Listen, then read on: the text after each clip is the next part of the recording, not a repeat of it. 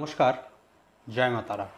দর্শক বন্ধু, আজকে বলবো জীবনে যারা শত্রুর দ্বারা বারবার ক্ষতিগ্রস্ত হচ্ছে।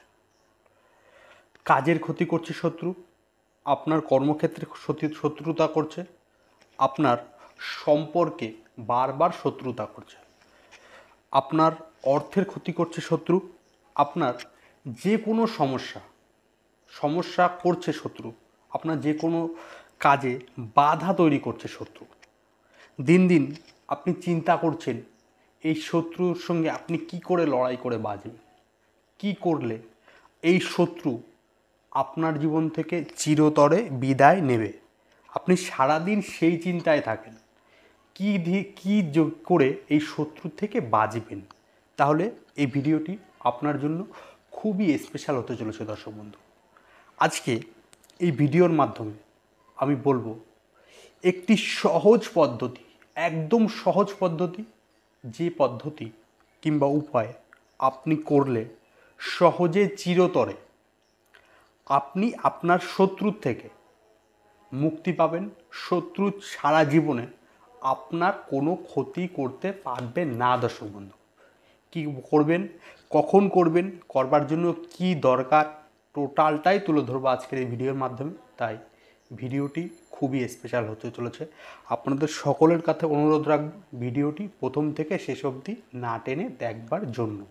আর এই ভিডিওর মাধ্যমে আমার চ্যানেলে যারা নতুন এসেছেন তাদের সকলের উদ্দেশ্য বলবো, দয়া করে চ্যানেলটিকে সাবস্ক্রাইব করবেন ও পাশে থাকা বেল আইকন প্রেস করে দেবেন এই ধরনের বিশেষ ভিডিও সবার আগে দেখবার জন্য দর্শক বন্ধু। চলুন তাহলে শুরু করি আজকের ভিডিওর বিষয়। দর্শক বন্ধু, আপনি এই শত্রুকে, আপনার যদি শত্রু আপনার সঙ্গে খুব চালাকি করছে, শত্রু আপনার খুবই ক্ষতি করছে, তাহলে এই উপায়টা আপনি অবলম্বন করতে পারেন। আপনার ছোটোখাটো কারণের জন্য এই উপায়টি অবলম্বন করবেন না, আপনাদের বিশেষ করে অনুরোধ রাখছি। কী করবেন একটু ভালো করে মন দিয়ে শুনুন। আপনি যে কোনো শনি কিংবা মঙ্গলবারের দিন আপনি বাজারে গিয়ে, ভালো করে খেয়াল করবেন, শনিবার কি মঙ্গলবারের দিন সকালের দিকে আপনি বাজারে গেলেন।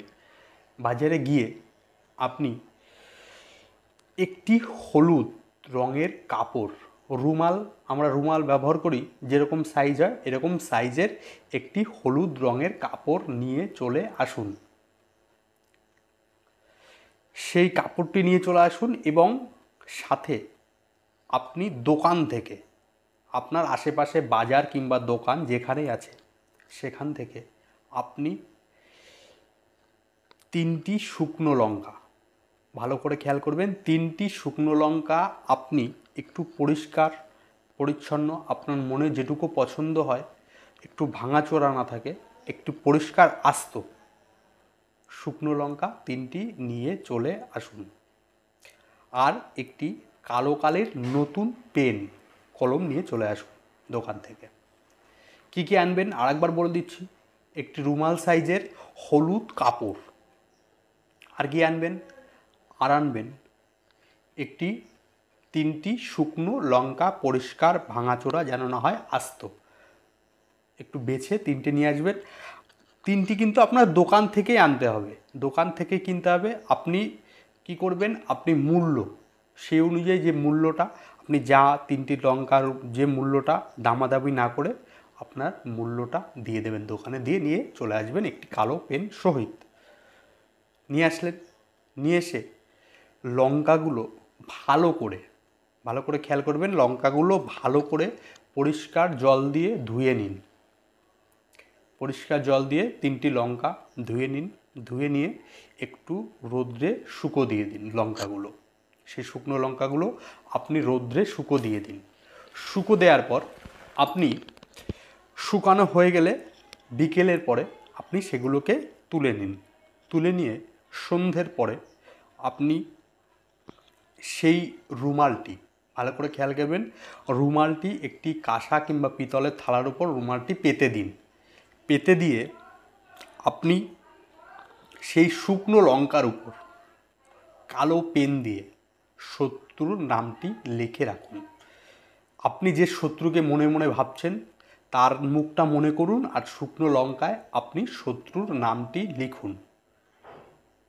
লেখা হয়ে গেলে আপনি এক মনে আপনার বাঁ হাত থেকে যত জোর আছে জোর দিয়ে আপনি লঙ্কাগুলোকে হাতে চেপে রাখুন, আর শত্রুর কথা মনে করুন। শত্রুর কথা মনে করবেন আর লঙ্কাগুলোকে আপনার বাঁ হাতে তালুতে দিয়ে চেপে রাখবেন।